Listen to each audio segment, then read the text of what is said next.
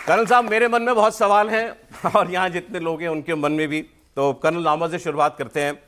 Sir, हमने वो रात देखी है जब पाकिस्तान पर रात को 1:05 पर जो है हमला शुरू हुआ, बल्कि हमला हो गया था पाकिस्तान के आतंकी ठिकानों के ऊपर, और आपकी जिम्मेदारी उन टारगेट्स में से कुछ को तबाह करने की थी।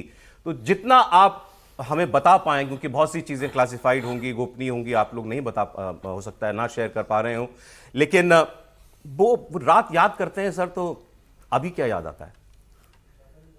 वो रात बहुत महत्वपूर्ण रात थी मेरे लिए।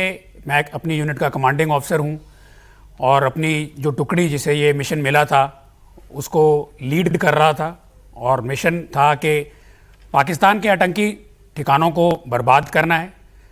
और इन्फॉर्मेशन ये थी कि जो पाकिस्तान के आतंकी ठिकाने थे यह पीछे की तरफ गांव में, घरों के आसपास ऐसे छुपाए गए थे कि सिविलियंस को भी हानि हो सकती थी।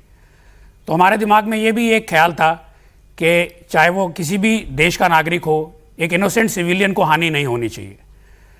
यह सब दिमाग में रखते हुए हमने अपनी पूरी प्रिपरेशन की। और अगर मैं वापस जाता हूँ उस रात पे, तो 6-7 मई की रात, मतलब 6-7 मई की रात पे अगर मैं वापस जाता हूँ तो एक अजीब सा माहौल था हमारे गन एरिया के अंदर, जहाँ पे एक बहुत काम था, एक बहुत शांति थी। सभी जवानों के अंदर मुझे एक अजीब सी शांति दिख रही थी। मुझे लगा शायद कहीं ये शांति का मतलब ऐसा तो नहीं है कि हम थोड़ा एप्रीहेंसिव हैं या थोड़ा सोच रहे हैं, बट ये शांति एक जोश से पहले की शांति थी। मेरे सभी जवान उस समय अपनी ट्रेनिंग को बिल्कुल कॉन्फिडेंटली याद कर रहे थे। अपनी ट्रेनिंग में पूरा का पूरा कॉन्फिडेंस था, हम पूरी तरह तैयार थे। और जिस समय हमें आदेश फाइनली मिले, हमने जो पाकिस्तान के ऊपर अटैक शुरू किया हमारी तोपों से, वो अटैक बहुत प्रबल था और जो ठिकाने हमने ध्वस्त करने थे 100% तरीके से उन्हें पूरे जोश और पूरे उत्साह के साथ ध्वस्त कर पाए। क्या बात है सर, थोड़ा सा आइडिया सर लगे, क्योंकि हम आज एक्चुअली समझना चाह रहे हैं लड़ाई कैसे लड़ी जाती है। तो आप आर्टिलरी कमांड कर रहे थे, तोपें, आपके पास तोपें थी? जी, मेरे पास मैं आर्टिलरी रेजिमेंट कमांड कर रहा हूँ जी। और आर्टिलरी रेजिमेंट में तोपें होती हैं जो दिखाई देने से भी परे की दूरी पे जाकर के दुश्मन को ध्वस्त कर सकती हैं। आपने जहां टेररिस्ट कैंप्स को हिट किया, वो मतलब सीमा के कितना पीछे थे?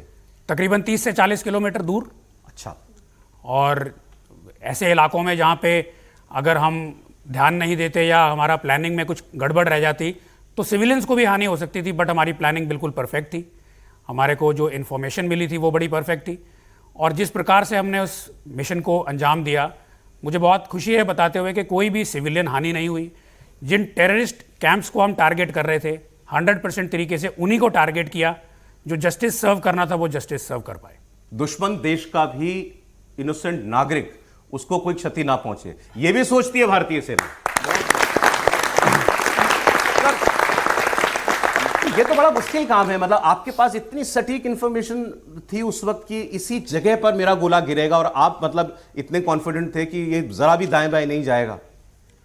हमारी ट्रेनिंग इसी को शामिल करती है। अच्छा। हमारा आर्टिलरी का जो तोप का गोला होता है, उसकी जो मारक क्षमता है, उसकी जो विध्वंस शक्ति है वो बहुत ज़्यादा होती है। जब वो जाकर के दुश्मन पे प्रहार करता है तो बहुत बड़े इलाके को ध्वस्त कर देता है। अब ऐसे के अंदर हमारी प्लानिंग का बहुत सटीक होना बहुत अनिवार्य हो जाता है, क्योंकि थोड़ा भी अगर वो अपने टारगेट से दाहिने या बाएं जाएगा तो हो सकता है कि जो टारगेट पर इफेक्ट अचीव करना है वो ना कर पाए और कुछ और गलत जगह पे गिर जाए।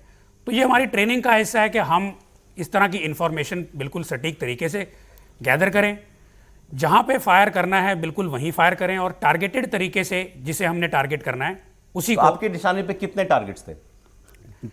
नंबर ऑफ टारगेट्स कहना ठीक नहीं रहेगा, बट जो टारगेट थे वो मिलिट्री टारगेट नहीं थे, सिविलियन टारगेट नहीं थे, वो दुश्मन के टेरर के ठिकाने थे, जहाँ पे अपने अंडर ट्रेनी टेररिस्ट या जो टेररिस्ट इन्फिल्ट्रेट करने की फिराक में रहते हैं उनको दुश्मन वहाँ पे रखता है, हाउस करता है, उनको वहाँ पे ट्रेनिंग दी जाती है, उनको इंडोक्ट्रिनेशन दी जाती है।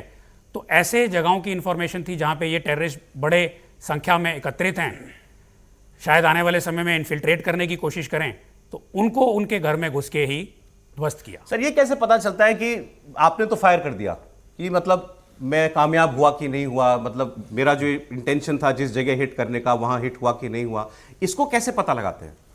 अभी आप देखें तो भारतीय सेना में या भारत की एयरफोर्स और नेवी सब में ऐसे बहुत नए नए टेक्नोलॉजीज़ आ रहे हैं और आ गए हैं, जिससे हमारी जो कैपेबिलिटी है वो ना कि सिर्फ कि हम दुश्मन के इलाके में एक डीप सर्वेलेंस रख सकते हैं, देख सकते हैं, टो रख सकते हैं कि वहाँ दुश्मन क्या कर रहा है, उस पर नज़र रख सकते हैं, उसकी इंफॉर्मेशन गैदर कर सकते हैं, बल्कि दूर से दूर उनको एंगेज भी कर सकते हैं। तो क्या पता लगा आपके फायर का अंजाम? फायर का अंजाम जो हमें पता लगा कि फायर बिल्कुल एक्यूरेट था, जहाँ पे हमें मिशन दिया गया था, जो हमारा मिशन डायरेक्टिव था, एग्जैक्टली 100% एक्यूरेसी से फायर वहीं गिरा। और इन्फॉर्मेशन जो हमें मिल रही थी उस हिसाब से बहुत भारी संख्या के अंदर दुश्मन के जो टेररिस्ट उन कैंप्स के अंदर रह रहे थे, वो रात को उसी घरों के अंदर उनको ध्वस्त किया गया। क्या बात है सर। लेकिन सर सुनील बिष्ट सर, आपका टारगेट भी टेररिस्ट कैंप्स थे उस रात, या आपका कोई और असाइनमेंट था? जी, मेरा टारगेट भी टेररिस्ट कैंप्स ही थे। 6 और 7 की रात जो था, तो उसमें हमें भी कुछ जो क्रिटिकल टेररिस्ट कैंप्स थे जो उस रात इंगेज हुए थे all across the western borders, उसमें से मेरे भी कुछ टारगेट्स थे। क्या अगर आपको लगे, मैं वैसे पूछ रहा हूँ कि लोकेशंस मुझे मालूम है बहुत सेंसिटिव होती हैं, जी। लेकिन अगर थोड़ा भी अगर आप बता पाएं किस एरिया का ये हम बात कर रहे हैं, it is up to you. Western borders की बात है। अच्छा। पूरा पूरा वेस्टर्न बॉर्डर्स में अक्रॉस दी फ्रंट, पूरे आप नॉर्थ से लेके साउथ तक सब जगह इंगेज हुआ है।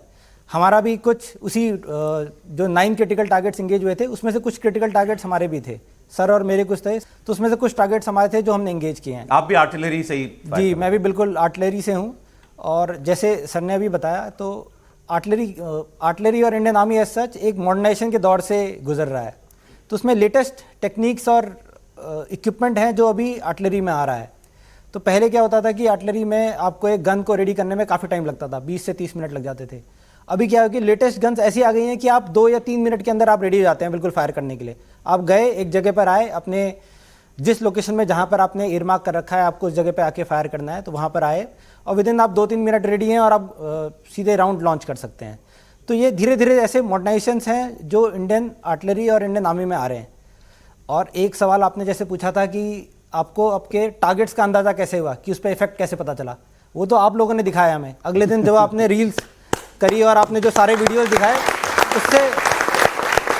उसमें हमें अपने